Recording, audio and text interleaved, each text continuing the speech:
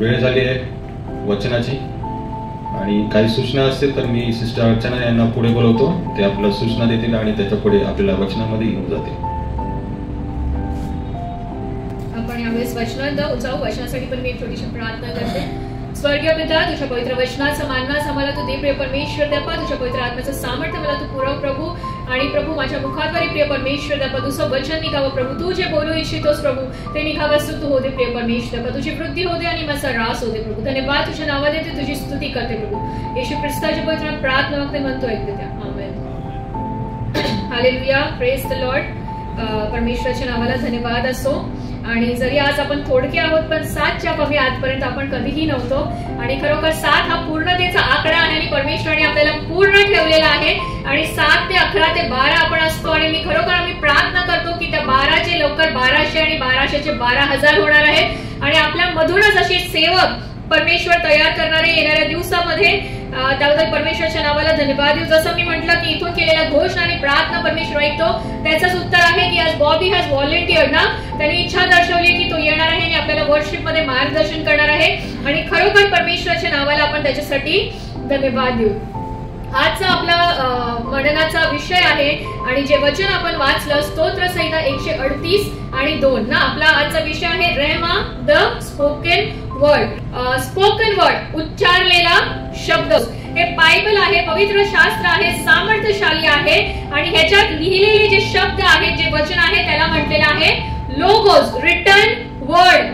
पण जोपर्यंत हे पवित्र शास्त्र आपण उघडत नाही, त्याच्यातले लिहिलेले वचन आपण वाचून ते बोलत नाही, तोपर्यंत हे फक्त एक पुस्तक आहे ना. इतर पुस्तकांसारखं हे साधारण पुस्तक आहे. पण ज्या वेळेस हे लोगोस, हे रिटन वर्ड, हे लिहिलेले शब्द, हे पवित्र शास्त्र आपण उघडतो, त्याच्यातली वचन आपण केवळ वाचत नाही पण ते उच्चारतो मुखाने. व्हेन वी स्पीक, जेव्हा आपण ते उच्चारतो आपल्या तोंडातून, त्यावेळेस ते होतं रेमा, which is spoken word.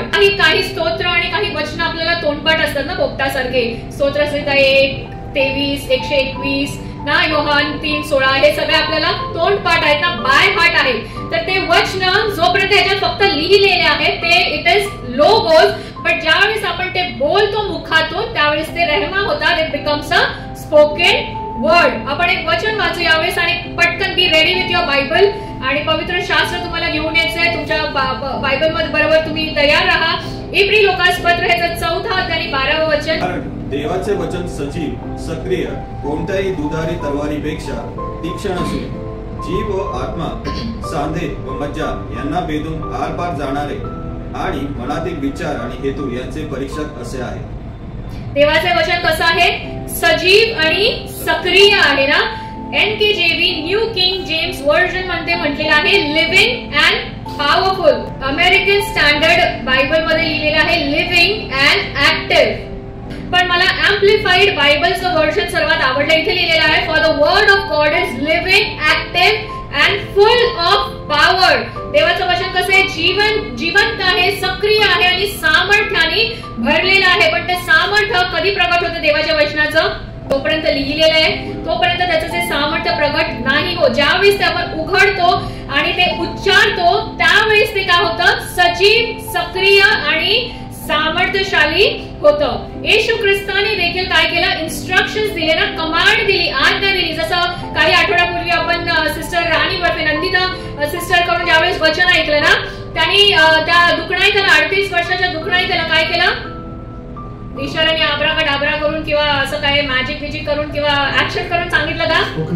Spoken word. तो बोलला, त्याने उच्चारला, इन्स्ट्रक्शन दिले, कमांड दिला की उठ आणि आपली खाट उचलून चालू लाग. प्रत्येक वेळेस त्याने काय केलं? उच्चारला, तर शब्द तो बोलला. That is a rhema word. तर हे जे इब्री लोकासपत्र 4:12 आहे त्याचं वचन सजीव आहे, सक्रिय आहे, जिवंत आहे, सामर्थ्यशाली आहे. पण त्याचं सामर्थ्य, त्याचं जीवन केव्हा प्रगट होतं? ज्यावेळेस आपण ते वचन बोलतो. येशू ख्रिस्तानेच नाही, देवाने सर्व आकाश आणि पृथ्वीचा सृष्टीचा निर्माण कसा केला? फक्त मनात विचार केला का? काय हातवारे केले का? तो देव आहे, तो करू शकत होता ना. त्यांनी फक्त मनात विचार केला असता आणि सगळं घडून आलं असतं ना. पण नाही, देवाने काय केलं? तो बोलला. उत्पत्ती 1:3.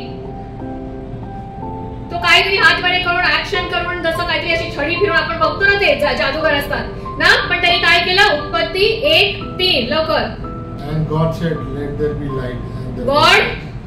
And God said, let there be God said. Marathi जर पेन असेल तर अंडरलाईन करा, बुकमार्क करून ठेवा तो शब्द. उत्पत्तीत काय लिहिलेला आहे? तेव्हा देव बोलला. तेव्हा देव बोलला is a rhema word, the spoken word. तो काय त्यांनी काय केलं? देव बोलला, प्रकाश हो आणि प्रकाश झाला. तर आपल्या जीवनामध्ये जर आपल्याला कोणती गोष्ट घडवून आणायची तर आपल्याला काय केलं पाहिजे? बोललं पाहिजे ना. नीतिसूत्रे 8:21 आपल्याला सर्वांना माहिती आहे की जिभेच्या हाती काय आहे? जीवन आणि मरण आहे. आपल्या जिभेमध्ये जीवन आणि मरणाचं सामर्थ्य आहे ना. शब्दांचं जिभेचं सामर्थ्य आपण ज्यावेळेस सुगंधा सिस्टर आली होती त्यांच्याकडून आपण वचन ऐकलं होतं ना, जिभेमध्ये किती सामर्थ्य आहे. त्याच्या जिभेतून आपण जे शब्द उच्चारतो त्याचे फळ आपण भोगणार आहोत येणाऱ्या दिवसामध्ये ना. आणि ज्यावेळेस इब्री 4:12 मध्ये आपण वाचलं की परमेश्वराचं वचन सजीव आणि सक्रिय आहे, लिव्हिंग, ऍक्टिव्ह आणि पॉवरफुल आहे, सामर्थ्यशाली आहे. आणि नीतिसूत्रे 18:21 सापडलं असेल तर वाचा दादा. 18 Proverbs, yes, Proverbs 18:21. जिभेच्या हाती मृत्यू व जीवन हे आहे, तिची आवड धरणारे तिचे फळ भोगितात. आपण 3 वचन वाचले. उत्पत्तीमध्ये देव बोलला ना. इब्री 4:12 देवाचं वचन काय आहे? जिवंत आहे, सजीव आहे, सक्रिय आहे, it is full of power. आणि नीतिसूत्रे 18:21 मध्ये काय सांगतं त्याचं वचन? जिभेच्या हाती, जिभेमध्ये जीवन आणि मृत्यूचं सामर्थ्य आहे आणि त्याचे फळ आपण भोगतो. तर ह्या सर्व वचनातून आपण काय शिकतो की जे देवाने आपल्याला जीभ दिलेली आहे, जे मुख दिलेलं आहे, त्याच्यातून आपण जेव्हा बोलतो पण आपण काय बोललं पाहिजे? माझं हेच दुखतंय, माझं तेच दुखतंय, माझा हाच प्रॉब्लेम आहे, तोच प्रॉब्लेम आहे, ह्याचं असंच होऊ दे, त्याचं तसंच होऊ दे, मला माझ्यावरती कर्जच आहे, मला आजारच आहे, हे बोललं पाहिजे का? काय बोललं पाहिजे? काय बोललं पाहिजे? देवाचं वचन आपण बोललं पाहिजे ना. कारण ते वचन सजीव आणि सक्रिय आणि सामर्थ्यशाली कधी होतं? ज्यावेळेस आपण ते आपल्या मुखातून बोलतो. आपल्या मुखामध्ये, आपल्या जिभेमध्ये देखील देवाने ते सामर्थ्य दिलेलं आहे, जीवन आणि मृत्यूचं. आणि देवाच्या वचनामध्ये देखील ते सामर्थ्य आहे की ज्यावेळेस देव बोलला सर्व सृष्टीची निर्मिती झाली ना. ज्यावेळेस देव बोलला तो 38 वर्षाचा दुखणाई तुटून उभा राहिला. ज्यावेळेस आपण बोलू त्यावेळेस काय होईल? आपले कर्ज नाहीशे होतील, आपले आजार नाहीशे होतील, आपल्या समस्यांचं निवारण होईल. त्यामुळे आपण काय बोललं पाहिजे? देवाचं वचन आपण बोललं पाहिजे, जेणेकरून त्याचं वचन जे आहे ते आपल्या जीवनामध्ये कार्य करेल आणि फळ देईल ना.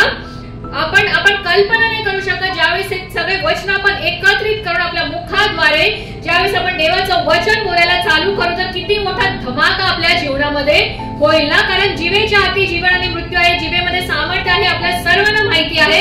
त्या सामर्थ्याचा उपयोग आपण कशासाठी केला पाहिजे? तर जिभेच्या सामर्थ्याचा उपयोग आपण परमेश्वराचं वचन बोलण्यासाठी केलं पाहिजे, जेणेकरून ते वचन rhema, that word will turn into rhema, a living, active आणि powerful word in our life. आणि येणाऱ्या दिवसात यथाकाळी आपण काय करू? त्याचं फळ खाऊ. एहेजकेल 37:4, एहेजकेल 37:4 त्याच्या वचनामध्ये किती सामर्थ्य आहे यावेळेस आपण बघू की कोणती परिस्थिती तर केवळ सृष्टी निर्माण करू शकत नाही त्याच्या शब्दांनी, फक्त आजारांना बरे करू शकत नाही त्याच्या शब्दांनी, पण काय करू शकतो ते आपण वाचू यावेळेस. एहेजकेलचं पुस्तक 37 अध्याय आणि 4 वचन. Then he said to me, prophesy over these bones and say to them, O dry bones, hear the word of the Lord. Dry bones ना. तो पूर्ण आपण अध्याय वाचला पाहिजे, ऍटलीस्ट 1 ते 17-10 वचनापर्यंत पुढे आपण वाचलं पाहिजे. ते वचन तुम्हाला वेळ मिळेल तर वाचा. एहेजकेलला परमेश्वर काय दाखवतो? शुष्क अस्थी. अस्थी म्हणजे हड्ड्या. कसल्या हड्ड्या? मेलेल्या शवाच्या हड्ड्या, मृतांच्या हड्ड्या, हड्ड्यांचा ढीग, शवांचा अस्थींचा ढीग त्या ठिकाणी असतो. आणि त्या ठिकाणी एहेजकेलला परमेश्वर घेऊन जातो आणि परमेश्वर त्याला काय सांगतो? तेव्हा तो मला म्हणाला, या अस्थींविषयी संदेश देऊन त्यास म्हण, म्हण शुष्क अस्थींनो, परमेश्वराचे वचन ऐका. काय का? परमेश्वराचे वचन ऐका. ऐकण्यासाठी काय करावं लागतं? बोलावं लागतं. मग परमेश्वर काय सांगतो हेच केला. काय शब्द आहे तो? संदेश देऊन त्यांना म्हण ना. म्हण म्हणजे बोलण्यासाठी सांगतो. ते बोलला. उत्पत्तीमध्ये आपण ऐकलं ना, तेव्हा तो मला म्हणाला अस्तींविषयी संदेश देऊन त्यांना म्हण, शुष्क अस्तींनो परमेश्वराचे वचन ऐका. ज्यावेळेस जिवंत माणसं परमेश्वराचे ऐकत नाही त्यावेळेस कोण ऐकतं? मेलेल्या हड्ड्या.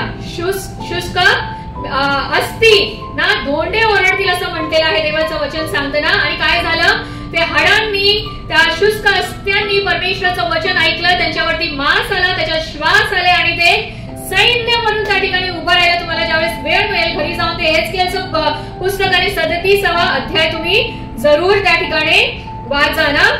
Word of the Lord, they heard the word of the Lord, and that is the power of the spoken word. Even the dry bone hears word. ना इतकं सामर्थ्य आहे देवाच्या वचनामध्ये. देवाने सांगितलं काय? हेजकेलला वचन जे पाटा दिलेल्या मोशेला ते घेऊन जा. नाही, तो काय म्हटला? म्हण, बोलण्याची आज्ञा देवाने केली. आणि काय बोल? परमेश्वराचं वचन बोल. आणि काय होतं? परमेश्वराचं वचन ज्यावेळेस आपण बोलतो त्यावेळेस काय होतं? शुष्क अस्थी देखील जिवंत होतात. तर आज आपल्या जीवनामध्ये अशा काही परिस्थिती आहेत, मेलेल्या परिस्थिती आहेत, ज्यांना आज आपल्याला जिवंत करण्याची गरज आहे. तर आपण काय केलं पाहिजे? त्या मेलेल्या परिस्थितीला बोललं पाहिजे. काय बोललं पाहिजे? वचन. देवाचं वचन आपण बोललं पाहिजे ना. काही लोक काय करतात? मनात प्रार्थना करतात ना. प्रार्थना करायसाठी आम्ही मनात प्रार्थना करतो. वचन वाचायला सांगितलं नाही, मनात, आमच्या मनामध्ये आहे ना. पण जोपर्यंत ते आपल्या मनात आहे, जोपर्यंत हे फक्त लिहिलेलं आहे, बंद आहे, जोपर्यंत हे उघडत नाही तोपर्यंत हे काय आहे? हे केवळ एक पुस्तक आहे. आणि ज्या वेळेस आपण हे पुस्तक उघडतो आणि केवळ वचन वाचत नाही, मनातल्या मनात देखील आपल्याला वाचायचं नाही. आपण काय म्हणतो? आपण मोस्टली सवय असते ना अभ्यास करताना वगैरे, काही लोकांचं कॉन्सन्ट्रेशन खूप स्ट्रॉंग असतं ना. मल्टीटास्किंग, टीव्हीच्या समोर बसून सुद्धा मनातल्या मनात पुस्तकं वाचतात. पण सगळ्यांचं तसंच नसतं ना. पुस्तक समोर उघडलंय आणि मन कुठे भटकतंय ते माहित नाही. कुठल्या मूवी थिएटर मध्ये जाऊन बसले किंवा कुठल्या गार्डन मध्ये जाऊन बसले ते आपल्याला माहित नाही ना. त्यामुळे आपण काय केलं पाहिजे? ते वचन बोललं पाहिजे. We need to turn this logos, this written word, हे लिहिलेलं वचन आपण काय केलं पाहिजे? बोलून we have to turn it into rhema, spoken word. ज्यावेळेस आपण ते वचन बोलू त्यावेळेस ते सजीव, सक्रिय आणि सामर्थ्यशाली होईल. यावेळेस आपण अजून एक वचन वाचू. मत्ते 10:34. मत्तेचा 10वा अध्याय आणि 34व वचन. यहोवा शालोम, याचा अर्थ काय? शांती. शांतीचा अधिपती आहे ना आपला देव. शांतीचा राजकुमार, प्रिन्स ऑफ पीस म्हटलेला आहे. Do not think that I have come to bring peace to the earth. I have not come to bring peace but the sword. मग इथे असं का म्हणतो परमेश्वर? वाचा, मराठीत वाचा. 34. असे समजू नका की मी पृथ्वीवर शांती करायला आलो आहे. मी शांती स्थापित करायला आलो नाही, तर तलवार चालवायला आलो आहे. शांतीचा अधिपती ना. पण इथे परमेश्वर काय म्हणतो? मी तलवार चालवायला आलो आहे ना. का असं म्हणतो? काय आहे ती तलवार? इफिस्करात पत्र 6:17 ना. त्याच्या वचनाचं सामर्थ्य आपण बघत आहोत ना. त्याचं वचन सजीव आहे, सक्रिय आहे, सामर्थ्यशाली आहे. इफिस्करास पत्र 6:17. परंतु परमेश्वर त्याचा अजून एका वचनात सांगतो की मी शांतीसाठी नाही परंतु तलवार चालायला आलो आहे ना. इफिस्करास पत्र 6:17. तारणाचे शिरस्त्राण व आत्म्याची तलवार म्हणजे देवाचे वचन ही घ्या. पुन्हा वाचा, हळूहळू वाचा. तारणाचे शिरस्त्राण व आत्म्याची तलवार. व तारणाचे शिरस्त्राण व आत्म्याची तलवार म्हणजे देवाचे वचन. म्हणजे देवाचे वचन. काय ती तलवार? कोणती तलवार चालवायला येशू ख्रिस्त आलाय? देवाचे वचन. देवाचे वचन. पुन्हा एक वार इब्री 4:12 आपण पुढे वाचू. येशू ख्रिस्त म्हणतो मी कशासाठी आलेलो आहे? तलवार चालवण्यासाठी आलेलो आहे ना. आणि इफिस्करास पत्र 6:17 मध्ये सांगतो की ती आत्म्याची तलवार म्हणजे काय आहे? देवाचे वचन आहे. आणि त्याचं वचन कसं आहे? इब्री 4:12. सजीव, सक्रिय आहे, सामर्थ्यशाली आहे आणि कसं आहे? दुधारी तलवारीपेक्षा पूर्ण वाचा तिथून. कारण देवाचे वचन सजीव, सक्रिय, कोणत्याही दुधारी तलवारीपेक्षा तीक्ष्ण असून जीव व आत्मा, सांधे व मज्जा यांना भेदून आरपार जाणारे आणि मनातील विचार व हेतू यांचे परीक्षक असे आहे. कसं आहे त्याचं वचन? सजीव आहे, सक्रिय आहे, पॉवरफुल आहे आणि दोधारी तलवारीपेक्षा तीक्ष्ण आहे. तर कोणती तलवार चालवण्यासाठी तो आला आहे? वचनाची तलवार. तलवार जोपर्यंत म्यान म्हणतात ना, म्यानात असते तोपर्यंत काय कामाची असते का? It is like this. Bible जसं मी म्हटलं, जोपर्यंत वचन फक्त लिहिलेलं आहे, आपण जोपर्यंत उघडून बोलत नाही तोपर्यंत ते इट इज रिटन वर्ड, ते सजीव, सक्रिय आणि कार्यशील नाही आहे. जोपर्यंत ती तलवार म्यानात आहे, ती तलवार त्याच्यापेक्षा चाकू धारदार होईल ना जर आपण चाकू वापरली तर. जोपर्यंत ती तलवार म्यानात आहे त्याचा काहीही उपयोग नाही. लढाई जिंकण्यासाठी आपल्याला काय करायला पाहिजे? तलवार बाहेर काढून ती चालवली पाहिजे ना. आपण अजून एक वचन बघू, प्रकटीकरण 2:16, रेव्हलेशन 2:16. म्हणून पश्चाताप करा, नाहीतर मी लवकरच तुझ्याकडे येईल आणि आपल्या तोंडातील तलवारीने त्याच्याशी लढेल. कशाने लढेल? तोंडातल्या तलवारीने. मग काय ते तोंडातून ती तलवार फिजिकल, जिभेतून काय निघतं? शब्द. आणि काय ते शब्द? वचन, देवाचं वचन. तर ती तलवार काय आहे? कशाबद्दल म्हटलेलं आहे? देवाचं वचन आहे, जे दोधारी तलवारीपेक्षा तीक्ष्ण आहे. आणि त्यामुळे देवाचं वचन काय सांगतं? मी शांती करावयास नाही परंतु वचनाची तलवार चालवण्यास आलेलो आहे. कारण मग काय होतं, ज्यावेळेस आपण वचन वाचतो ना, त्या वचनातून आपल्याला काय होतं? प्रगटीकरण होतं. आपलं खरं आयुष्य, आपलं जीवन, आपलं प्रतिबिंब, कधी कधी मिरर आरसा आपल्याशी कधी कधी खोटं बोलू शकतो, परंतु देवाचं वचन काय आहे? पारदर्शक आहे ना. त्यामुळे आपले पाप आपल्याला ज्यावेळेस दिसून येतात, आपलं खरं जीवन ज्यावेळेस आपल्याला दिसून येतं, त्यावेळेस काय होतं? काही लोकांची शांती भंग होते ना. त्यामुळे देवाचं वचन यावेळेस इथे काय सांगतं की मी शांती करावयास नाही परंतु तलवार चालवण्यास आलो आहे. कोणती तलवार? तर आत्म्याची तलवार जी आहे त्याचं वचन. म्हणून प्रकटीकरणामध्ये 2:16 मध्ये त्याचं वचन काय सांगतं? म्हणून पश्चाताप कर, नाहीतर मी तुझ्याकडे लवकरच आपल्या तोंडाच्या तलवारीने तुझ्या बरोबर लढेन. त्याचं वचन दोधारी तलवारीपेक्षा तीक्ष्ण आहे, जे spirit, body and soul, mind, will and emotions आहे ना, भेदणार आहे ना. जीव, प्राण, आत्मा ना ह्याला भेदून जाणार आहे, आर पार भेदून जाणार, आपल्या चुका आपल्याला दाखवणार पारदर्शक असं देवाचं वचन आहे ना. योहान 14:6 त्याचं वचन सांगतं, येशू ख्रिस्त म्हणतो की मार्ग, सत्य व जीवन मीच आहे. जीवन जगण्यासाठी आपल्या मूलभूत गरजा काय आहेत? What is a basic need for life? What is the very first thing you sed? सर्वात पहिली गोष्ट काय मूलभूत गरज आपली? अन्न ना. अन्न आपली गरज आहे जिवंत राहण्यासाठी. येशू ख्रिस्त म्हणतो की मार्ग, सत्य व जीवन मीच आहे. जीवन जगण्यासाठी आपली सर्वात पहिली मूलभूत गरज आहे अन्न, जी जुन्या करारामध्ये देवाने कशा रूपाने परिपूर्ण केली इस्रायल लोकांसाठी? मानना देऊन देवाने काय केलं? त्यांची भूक भागवली. मूलभूत गरज जी होती अन्नाची, ती माननाच्या द्वारे स्वर्गीय मानना, स्वर्गीय अन्न देऊन त्यांची ती भूक भागवली. नवीन करारामध्ये योहान 6:35 मध्ये येशूचं वचन सांगतं की मी जीवनाची भाकर आहे ना. नवीन करारामध्ये तो स्वतः स्वर्गीय भाकर म्हणून या पृथ्वीवरती आला. आणि मत्तई 4:4 हे देखील वचन आपल्या सर्वांना परिचयाचं आहे की मनुष्य केवळ भाकरीने नव्हे तर परमेश्वराच्या मुखातून निघणाऱ्या वचनाने जगेल. उसने उत्तर दिया कि लिखा है कि मनुष्य केवल रोटी ही से नहीं परंतु हर एक वचन से जो परमेश्वर के मुख से निकलता है, परमेश्वर के मुख से निकलता है, मुख से निकलता है. एनकेजीवी मध्ये proceeds from the mouth of God. Amplified Bible comes out of the mouth of God. मग ते जीवन ना, जसं आपण म्हटलं की जुन्या करारामध्ये कशी मूलभूत गरज त्यांनी पूर्ण केली अन्नाची, माननाच्या द्वारे. नवीन करारामध्ये येशू ख्रिस्त स्वतः स्वर्गीय भाकर म्हणून आला. आणि मत्तई 4:4 मध्ये म्हणतं की मनुष्य केवळ भाकरीने नव्हे परंतु परमेश्वराच्या मुखातून निघणाऱ्या वचनाने जगेल. त्यामुळे आपण काय केलं पाहिजे? वचन आपलं कुठून निघालं पाहिजे? आपल्या जीवनामध्ये जर आपल्याला if we need that life in us, what do we need to do? आपल्यामध्ये जर ते जीवन हवं आहे, परमेश्वराचं वचन आपल्यामध्ये जर हवं आहे, येशू ख्रिस्त म्हणतो मी जीवनाची भाकर आहे, जर ती भाकर आपल्यामध्ये पाहिजे आहे तर आपण काय केलं पाहिजे? वचन बोललं पाहिजे ना.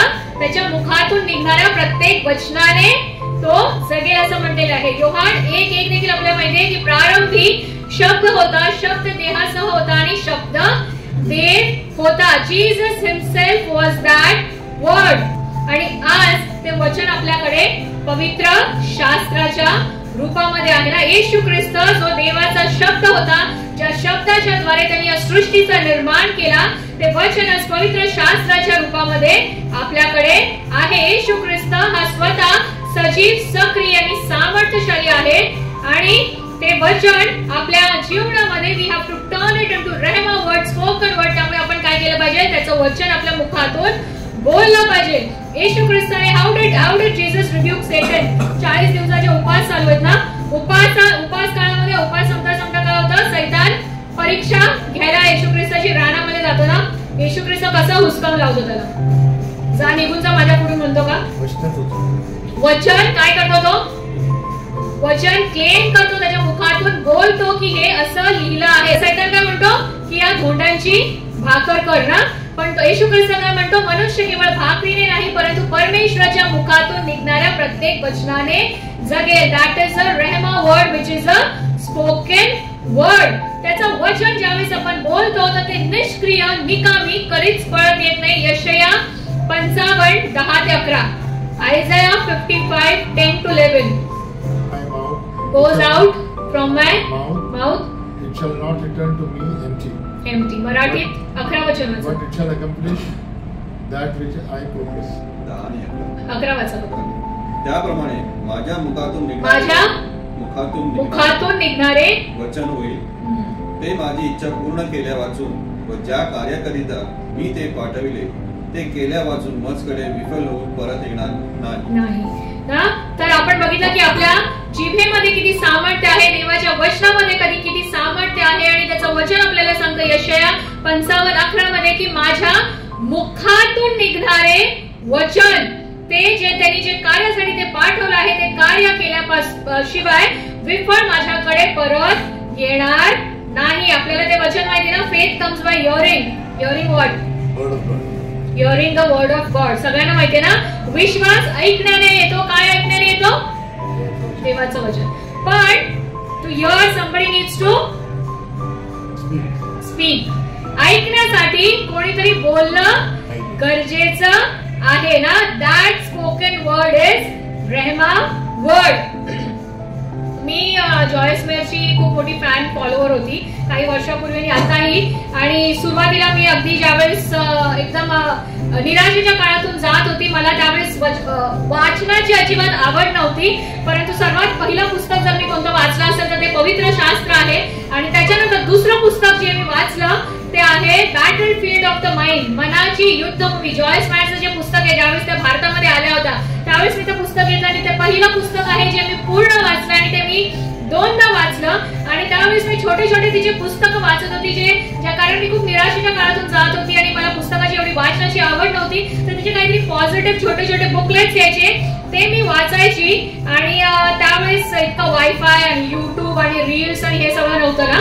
आणि आता कसं भरपूर म्हणजे सायकोलॉजिस्ट आणि सायकायट्रिस्ट वगैरे सांगतात ना की पॉझिटिव्ह अफर्मेशन, सकारात्मक आपण बोललं पाहिजे ना. हे आता हे खूप उद्भवत आहे ना सोशल मीडियाच्या द्वारे.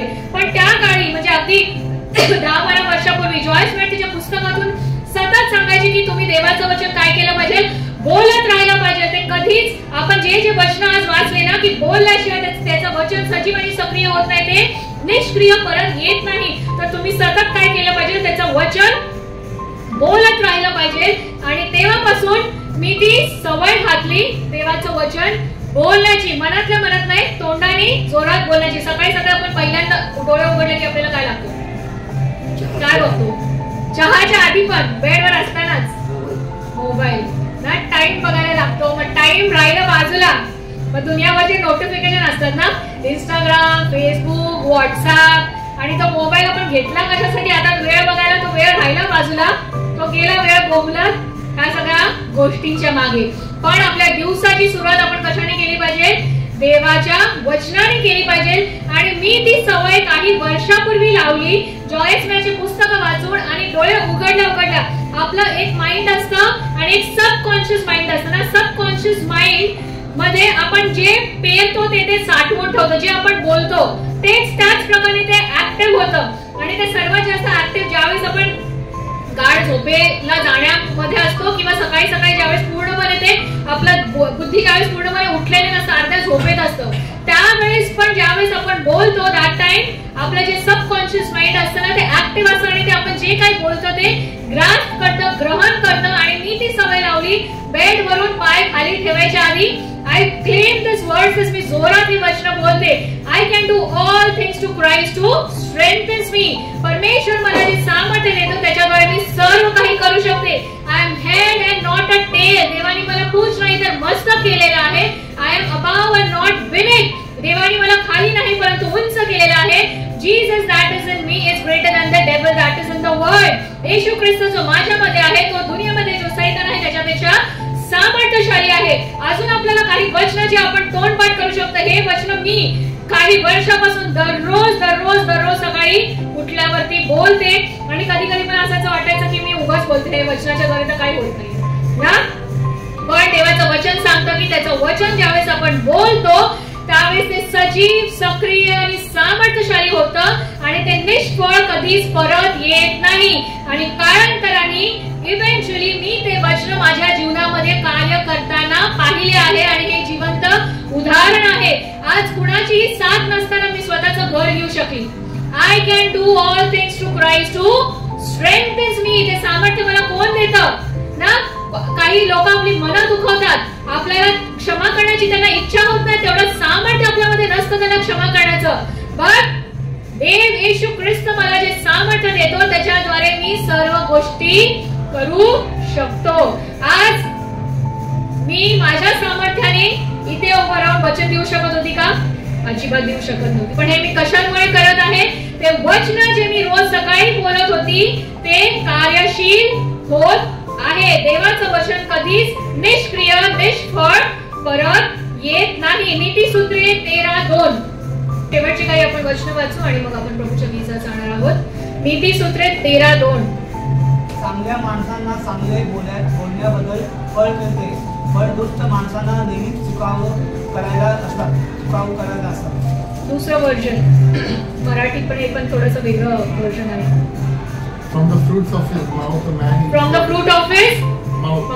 A man eats what is good, but the desire of the treacherous is for violence. तोंडच्या शब्दांनी मनुष्य स्वतःचे चांगले फळ भोगितो, पण कपटी इस्माच्या जीवाला बलात्कार रूप फळ मिळते. तोंडच्या कशाने? शब्दांनी मनुष्य स्वतः चांगले फळ काय खातो? चांगले फळ खातो. फळाबद्दल, उत्पन्नाबद्दल, शेतीबद्दल आपण मागच्या रविवारी खूप काही ऐकलं ना. फळ असंच येतं का? काय करावं लागतं? बी पेरावी लागते ना. ते बी पेरण्यासाठी आपल्याला काय करावी लागते? नांगरणी करावी लागते, मशागत करावी लागते, खत पाणी द्यावं लागतं. मी आज वचन बोललो आणि लगेच त्याचं फळ येणार आहे का? ना. मी कित्येक वर्ष ते वचन रोज बोलत आहे आणि आता मी काय करत आहे? त्याची काय करत आहे? चांगली फळे भोगत आहे ना. त्यामुळे आपण देवाचं वचन बोलणं सोडायचं नाही. कारण आपण जसं मागच्या आठवड्यात पण बघितलं, यथाकाळी आपण काय करणार आहोत? आपल्या शब्दांचं, देवाच्या वचनाचं जे आहे ते आपण फळ खाणार आहोत ना. 8:11 प्रभू परमेश्वर म्हणतो, पहा असे दिवस येत आहेत की त्यात मी देशावर दुष्काळ आणि कसे दिवस येत आहेत? देशावर दुष्काळ. आणि तो दुष्काळ पाण्याचा नव्हे, अन्नाचा किंवा पाण्याचा नव्हे, तर तो परमेश्वराच्या वचने ऐकण्यासंबंधीचा होईल. दुष्काळग्रस्त प्रदेश आपण कशाला म्हणतो? जिथे अन्न पाणी नसतं तर आपण काय म्हणतो? दुष्काळग्रस्त प्रदेश ना. परंतु देवाचं वचन आपल्याला काय सांगतं की पहा दिवस असे दिवस येत आहे जेव्हा मी दुष्काळ आणेन. आणि तो दुष्काळ कशाचा असेल? अन्न पाण्याचं नाही तर कशाचा असेल? परमेश्वराचे वचन ऐकण्या संबंधाचा असेल. आपण एवढं ऐकतो ना, स्पोकन वर्ड. आणि ऐकण्यासाठी काय केलं पाहिजे? बोललं पाहिजे देवाचं वचन ना. बोलल्यानंतर ते सजीव आणि सक्रिय होतं, निष्क्रिय परत येते, त्याचे फळ आपण खाऊ. परंतु त्याच्या वचनाचं काय होणार आहे? ऐकण्या संबंधाने काय होणार आहे?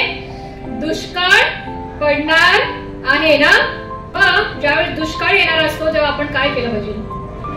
योसेफ 7 वर्ष दुष्काळ येणार होता ना, साठा करून ठेवला पाहिजे ना. जेव्हा अन्न पाण्याचा दुष्काळ येणार, आपल्याला जेव्हा माहिती पडतं 3 दिवस पाणी येणार नाही, आपण काय करतो? घरातली चिटकं मिटकं, वाट्या, टोपं, ग्लास सगळं भरून ठेवतो ना. देवाचं वचन काय सांगतं? कशाचा दुष्काळ येणार आहे? देवाच्या वचनाचा दुष्काळ येणार आहे. आपण आपली अमूल्य गोष्ट कुठे साठवून ठेवतो? सर्वात प्रेशियस एखादी गोष्ट असेल तर आपण कुठे साठवून ठेवतो? एकदम सुरक्षित ठिकाणी त्याला ठेवतो ना. तर आपण कशाचा आता साठा करून ठेवला पाहिजे? देवाच्या वचनाचा आपण साठा करून ठेवला पाहिजे ना. आजकाल आपलं सगळं जे आहे ते आपलं कशात असतं? मोबाईल मध्ये ना. आणि स्टोरेजचा खूप प्रॉब्लेम असतो ना. किती पण जीबीचा फोन घ्या, मला विचारा, कारण एवढे हजारोचे माझ्याकडे व्हिडिओज आहेत, फोटोज आहेत. दर रविवारी माझी पंचायत होते. व्हिडिओ रेकॉर्डिंग करायचा असतो ना, 1.5 तासाचा 2 तासाचा व्हिडिओ असतो, तर तेवढं मला स्पेस क्रिएट करावं लागतं. मग आपल्याला काय करावं लागतं? त्याच्यासाठी डेटा क्लिनिंग करावी लागते ना. दर शनिवारी मला ते डेटा क्लिनिंग करावं लागतं. किंवा जीमेल स्टोरेज आपलं फुल होतं, आपल्याला काय करावं लागतं? डेटा स्टोरेज काय करावं लागतं? आपल्याला परचेस करावं लागतं ना. तर देवाच्या वचनाचा आपल्याला साठा करून ठेवायचा आहे, कारण त्याचा दुष्काळ पडणार आहे. माहित नाही येणाऱ्या दिवसामध्ये त्याचं वचन आपल्याला ऐकायला मिळणार नाही. त्यामुळे आपल्याला ते साठवून ठेवायचं. तर कुठे साठवून ठेवायचंय? कुठे साठवून ठेवायचंय? तिजोरीत, कपाटात, अंतःकरणात. पण अंतःकरणामध्ये आहे का जागा? मनामध्ये आहे का जागा? आपल्याला काय केलं पाहिजे? डेटा क्लिनिंग केलं पाहिजे ना. व्हायरस रन क्लीन केला पाहिजे तो व्हायरस. कारण आपल्या मनामध्ये 10-15 वर्षापूर्वीच्या गोष्टी आपण साठवून ठेवल्यात ना. हा मला असा बोलला, तो मला तसा बोलला, माझ्या आयुष्यात हे झालं ते झालं. बँडविड्थच नाहीये ना, तेवढी ग्रास्पिंग पॉवरच नाही आपल्याकडे, स्टोरेजच नाहीये. पण देवाचं वचन तर एवढं सामर्थ्यशाली, कुठे साठवणार ते? आपल्याला काय करायला पाहिजे? त्याच्यासाठी आपल्या मनाचा आणि अंतःकरणाचा डेटा क्लिनिंग केला पाहिजे. तर व्हायरसेस आपले सगळे क्लीन केले पाहिजे, काढून टाकले पाहिजे. आणि कशाचा साठा केला पाहिजे? त्या ठिकाणी देवाच्या वचनाचा आपण साठा केला पाहिजे. आणि देवाच्या वचनाचा ज्यावेळेस आपण साठा करू आपल्या मनात आणि आपल्या हृदयामध्ये, त्यावेळेस काय होईल? आपल्या मुखातून काय निघेल? काय निघेल? जे अंतःकरणात साठवलं आहे, वचन जर साठवलेलं आहे, द्वेष, राग, मत्सर, अनफॉरगिव्हनेस साठवलं असेल तर काय निघेल? शिव्या, श्राप ना. पण जर देवाचं वचन साठवलं असेल तर मुखातून काय निघेल? वचनच निघेल ना. सिस्टर तो तुमच्याबद्दल असा बोलतो, तो तुमच्याबद्दल तसा बोलतो. गॉड ब्लेस हिम. आपण काय करू? त्यांना आशीर्वाद देऊ. त्यांच्या बोलण्याने आपल्याला काहीच फरक पडणार नाही, त्यांच्या कृतीने आपल्याला काहीच फरक पडणार नाही. कारण आपल्या आतमध्ये आपण काय साठवून ठेवलं आहे? देवाचं वचन साठवून ठेवलेलं आहे. नोहाच्या काळामध्ये लोक जगत होते ना, बघत होते लोक की नोहा तारू बांधत आहे, पण त्याची काय करत होते? लोक वेड्यात गंती करत होते ना. आज देवाचं वचन आपल्याला सांगतंय की मी दुष्काळ आणणार आहे. अन्नधान्याचा दुष्काळ नाही, परंतु देवाचं वचन ऐकण्याचा दुष्काळ आणणार आहे. आज आपल्याला देवाचं वचन ऐकण्याची मुभा आहे ना, ती मोकळीक आहे. तर आपण जास्तीत जास्त काय ऐकलं पाहिजे? पिक्चरची गाणी, वेब सिरीज, डेली सोप, सासू सुनाची भांडणं. काय ऐकलं पाहिजे? काय ऐकलं पाहिजे? देवाचं वचन ऐकलं पाहिजे. कारण त्याचं वचन आपल्याला काय करायचं आहे? मनात साठवून ठेवायचं आहे. कारण त्याचं वचन ऐकण्याचा दुष्काळ पडणार आहे ना. आपण देवाच्या नावाबद्दल, मी नेहमी उदाहरण देते ना, आपण त्या प्रिसेप्टची ट्रेनिंग संपवली जिथे आपण देवाच्या नावाबद्दल ऐकलं ना. नावाचं काय महत्व आहे? नावाचं काय महत्व आहे? माझं नाव अर्चना आहे, विश्वास, नितीन. नावाने काय होते? माणसाची ओळख, त्याचा रुतबा, त्याचं रेप्युटेशन आपण तर ठीक आहे साधारण आहोत, देवामध्ये आपण साधारण नाही आहोत ना, पण जग आपल्याला ओळखत नाही. जर मी अंबानीचं नाव घेतलं, रतन टाटा सरांचं नाव घेतलं, तर त्यांच्या नावावरून त्यांची ओळख, त्यांची आयडेंटिटी, त्यांचा रुतबा आपल्याला माहिती पडतो ना. पण आज जे मननाचं वचन आज आपण वाचलेलं आहे, स्तोत्र संहिता 138:2 आपण परत वाचू. आज मी जे तुमच्या समोर उभी राहून अधिकाराने वचन सांगत आहे, तो अधिकार मला कशातून मिळालेला आहे? माझ्या नावामुळे मिळालाय का? मी काहीतरी आहे, कोणतरी आहे म्हणून मिळालेला आहे का? कशामुळे मिळालेला आहे? देवाच्या वचनामुळे मला तो अधिकार परमेश्वराने दिलेला आहे. पुन्हा आपण ते वचन वाचू. स्तोत्र संहिता 138:2. कारण तू आपल्या संपूर्ण नावाहून आपल्या वचनाची तोबी वाढविली आहे. इंग्लिश NKJV मध्ये म्हटलेला आहे आणि मोस्ट ऑफ द वर्जन्स मध्ये हा शब्द उच्चारलेला आहे मॅग्निफाईड. मॅग्निफाईंग ग्लास, ज्यांची दृष्टी कमजोर असते ना, ते मॅग्निफाईंग ग्लास वापरतात माहितीये. त्याच्याने काय होतं?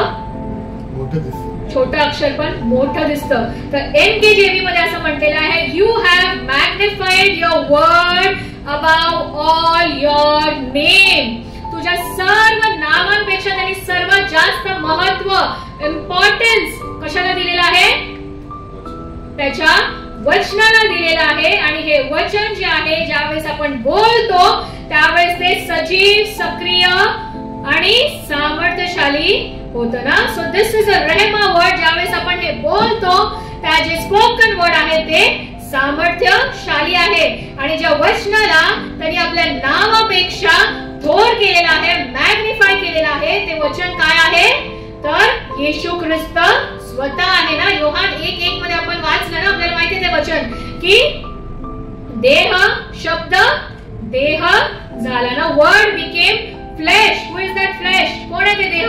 येशू ख्रिस्त स्वतः आहे. येशू ख्रिस्त स्वतः रेहमा, द स्पोकन वर्ड. देवाने ज्या शब्दांच्या द्वारे देव बोलला, तो जो शब्द बोलला, ज्याने या सृष्टीची निर्मिती झाली, that is a rhema word, the spoken word, the word that is the bread of life. येशू ख्रिस्त जीवनाची भाकर आहे आणि मनुष्य केवळ भाकरीने नाही तर परमेश्वराच्या मुखातून निघणाऱ्या प्रत्येक वचनाने जगेल. मुखातून निघणाऱ्या ते वचन, that is a rhema word, the word that is living, active, powerful and sharper than double-edged sword. ना, सक्रिय आहे, सामर्थ्यशाली आहे, दोधारी तलवारीपेक्षा जे तीक्ष्ण आहे, ते शब्द आहे. ते शब्द म्हणजे द स्पोकन वर्ड. ते वचन आहे जे निष्क्रिय, कार्य केल्याशिवाय कधीही परत येत नाही. The word that never comes back void, the word that gives life to the dry bones. जे त्या मेलेल्या शुष्क अस्थिंमध्ये जीवन देतं, ते शब्द आहे. पण हे सर्व सामर्थ्य त्याच्या वचनाच्या द्वारे कधी प्रकट होतं? कधी प्रकट होतं? लिहिलेल्या अवस्थेत होतं का? बंद पुस्तकात होतं का? कधी होतं? बोलल्याने ना. ज्यावेळेस आपण ते बोलतो, रेमा, द स्पोकन वर्ड, ज्यावेळेस आपण ते वचन बोलतो त्यावेळेस काय होतं? शुष्क अस्थि देखील जिवंत होतात. त्याचं जीवन आपल्यामध्ये येतं, त्या वचनाचं सामर्थ्य प्रगट होतं. आणि तीच जी आज जीवनाची भाकर आहे, जी देवाने येशू ख्रिस्ताच्या रूपामध्ये आपल्याला दिलेलं आहे, जे ते वचन आहे, ते जे वचनाचं सामर्थ्य आहे, जे जीवन आहे, त्या प्रभूच्या मेजामध्ये आज भाकरीमध्ये आणि द्राक्ष रसामध्ये, त्याच्या पवित्र रक्तामध्ये आपण भाग घेणार आहोत. यावेळेस आपण यावेळेस थोडा वेळ शांत राहू, आपल्या माना लावू आणि पश्चातापी अंतःकरणाने त्याच्या मेजासमोर येऊ. आपल्या पापांची क्षमा आपण यावेळेस मागणार आहोत. 2 मिनिटं आपण स्तब्ध राहू. त्याचं वचन सांगते की आपण अयोग्य प्रकारे त्याच्या मेजामध्ये भाग घेऊ नये, कारण जो अयोग्य प्रकारे याच्यात भाग घेतो तो त्याच्या दंडास पात्र ठरतो आणि त्यामुळे आपल्यामध्ये कित्येक जण आजारी आहेत. तर आपल्यामध्ये आपण ते दंड ओढवून घेऊन येण्यासाठी आपण पश्चातापाची प्रार्थना यावेळेस करू. धन्यवाद प्रेम करोश्वर देवा, तुझ्या नावाला मान महिमा करो, स्तुती आराधना देते प्रभू. तुझ्या वचनाचं सामर्थ्य, रेहमा, द स्पोकन वर्ड, त्याचं सामर्थ्य ते जे आम्हाला शिकवलंय वचन, आम्हाला धन्यवाद देते प्रिय परमेश्वर. आमच्या जिभेला तू स्पर्श कर देवा. आज तू आम्हाला मुक्त ठेवलेलं नाहीस प्रिय परमेश्वर. We are not mute but we can speak. प्रभू तू आम्हाला ही वाचा दिलेली आहेस प्रभू. ते वाचेचा उपयोग आम्ही तुझं वचन बोलण्यासाठी करावं प्रभू, कारण आमच्या जिभेमध्ये जीवन आणि मृत्यूचं सामर्थ्य आहे आणि या जिभेच्या द्वारे आम्ही ज्यावेळेस तुझं वचन बोलतो त्यावेळेस ते सजीव, सक्रिय आणि सामर्थ्यशाली होतं प्रिय परमेश्वर बापा. आणि तुझ्या वचनाचं जीवन आणि सामर्थ्य आमच्या जीवनात प्रगट होतं. तुझ्या नावाला धन्यवाद देते प्रभू. तुझं जे वचन जे जीवनाची भाकर म्हणून आमच्यामध्ये आलेले आहे प्रभू, तर तुझ्या मेजामध्ये आज आम्ही भाग घेणार आहोत प्रिय परमेश्वर बापा. या पवित्र विधीमध्ये भाग घेणार असताना प्रिय परमेश्वर बापा, आमच्यामध्ये जे काही अमंगळपणा, दुष्कृत्य, पाप आहेत, येशूच्या रक्ताने धुवून आम्हाला तू शुद्ध कर प्रिय परमेश्वर बापा. प्रभू तुझ्या पुत्राने प्रभू जे क्रूसावरती रक्त सांडलं प्रभू, त्याच्याद्वारे आम्हाला धुवून शुद्ध पवित्र कर प्रिय परमेश्वर बापा. आणि प्रभू तुझं वचन सांगतं की जो ह्या भाकरीतून खातो व ह्या प्याल्यातून पितो त्याच्यामध्ये जीवन आहे प्रिय परमेश्वर बापा. आणि तुझं ते जीवन आमच्यामध्ये यावं, तुझं ते सामर्थ्य आमच्यामध्ये यावं प्रिय परमेश्वरासाठी तू आम्हाला सहाय्य मदत कर प्रभू. पुन्हा एक वेळा आमच्या सर्व पापांची मी क्षमा मागते प्रिय परमेश्वर बापा. आजची ही भाकर आणि हा द्राक्षरस येशूच्या पवित्र नावामध्ये तू आशीर्वादित कर प्रिय परमेश्वर बापा. धन्यवाद तुझ्या नावात देते प्रभू, तुझ्या वचनासाठी तुझी स्तुती करते देवा. आम्हा प्रत्येकाचा जीव प्रार्थना शरीर तुझ्या हाती समर्पित करते आणि प्रार्थना येशू ख्रिस्ताच्या पवित्रात मागते म्हणून तू मान्य कर. आमेन, आमेन. लूक 22:19-20. मग त्याने भाकर घेऊन व उपकार स्तुती करून ती मोडली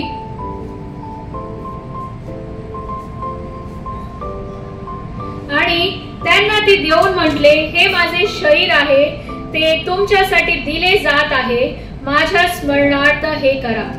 त्याप्रमाणे भोजन झाल्यावर त्यांनी प्याला घेऊन म्हटले, हा प्याला माझ्या रक्ताचा नवा करार आहे, ते रक्त तुमच्यासाठी ओतले जात आहे. आमेन.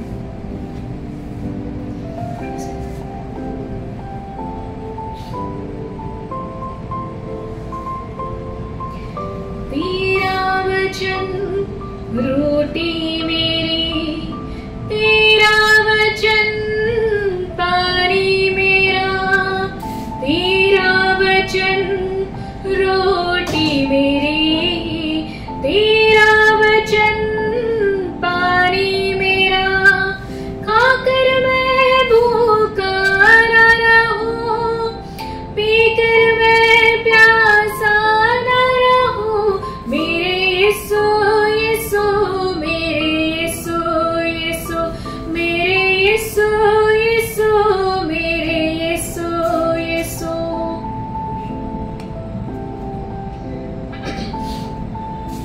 ही स्वर्गीय भाकर जे येशू ख्रिस्ताच्या रूपामध्ये आपणास दिलेली आहे, आपण सर्व मिळून यामध्ये भाग घेऊ. येशूचे रक्त जे आपल्या पापासाठी सांडलेलं आहे, आज सर्व मिळून आपण सहभाग घेऊ.